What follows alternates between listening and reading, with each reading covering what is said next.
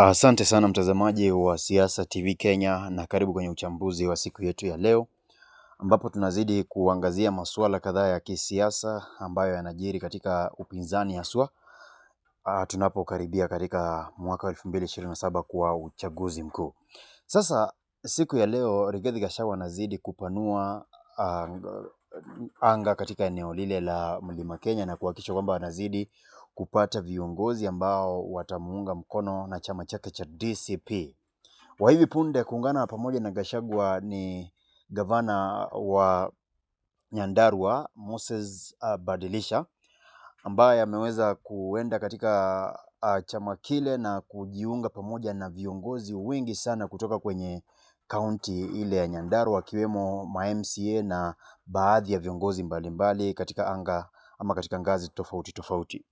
Sasa hapa ndipo siasa ya Kenya inazidi kupeleka ama kuchukua mwelekeo tofauti kidogo, sababu Rigathi Gachagua wengi walifikiri kwamba alipotolewa kama naibu wa rais angeweza kuwa na nguvu za kupitiliza kiasi hiki, kwa sababu wengi walifikiri kwamba amefika mwisho, lakini bado inazidi kuonekana kwamba yeye ndiye kusema katika maeneo ya Mlima Kenya na siasa zote za mlima anazidi kuzitawala na kutawanyisha maadui zote katika eneo lile.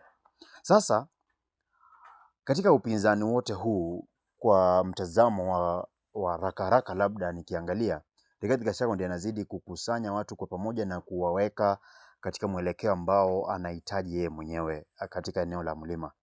Uhuru Kenyatta ilitarajiwa kwamba angeweza kutumia nafasi ile kama aliyekuwa rais wa kitambo, lakini bado hajaonekana waziwazi ni jinsi gani ataweza kuenda ama kuelekea katika uchaguzi mkuu wa 2027. There is a reason to as why everybody should fear Rigathi Gachagua as things stand, because mobilization yake inaonekana iko juu. He doesn't fear anything. He's really distinguishing everything in a manner that everybody must fear. Now, to opposition leaders, Edwin Sifuna, Kalonzo Musyoka, Fred Matiang'i na kadhalika, hakuna mtu anaonekana kufanya hamazisho ama kuwaleta viongozi pamoja kushinda Rigathi Gachagua. Na ndio maana hata ingawa watu wanafikiri kwamba Rigathi Gachagua ana usemi, nadhani kwamba wakati mazungumzo yatafanywa ya upinzani ili kuhakikisha kwamba wanaleta nani katika nafasi gani, kuanzia rais, nani atakuwa naibu rais, labda mawaziri kadhaa hapa na pale, nadhani Rigathi Gachagua atakuwa na wakati ama nafasi kubwa sana ya kuhakikisha kwamba anaweza kupata baadhi ya vyeo vikubwa katika serikali ambayo itakuwa inaundwa na upinzani. Na ndio maana nitasema na nitarudia siku zote, you must invest very heavily in politics. Uhuru Kenyatta with Jubilee Party is as good as done. Linda Mwananchi on the other hand wanajikaza, wanajisukuma kuhakikisha kwamba wanaweza kuingia katika ile hali ya kubagain pia katika sehemu hiyo. Lakini upande wa Kalonzo Musyoka na ndugu yangu Fred Matiang'i kidogo ni ngumu.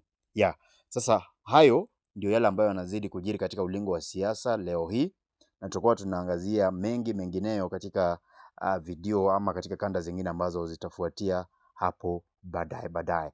Endelea kusubscribe, endelea kushare hizi video ili angalau tuweze kufahamishana ni yapi ambayo yanazidi kutokea, na pia unaweza achilia comment yako ili uweze kutoa maoni yako. Ni vipi unaona siasa itazidi kupanuka na ni vipi siasa itazidi kusonga katika siku za hapo mbeleni. Asante sana kwa kutazama video hii na zidi kukaa hapa ili uweze kujifahamisha mengi.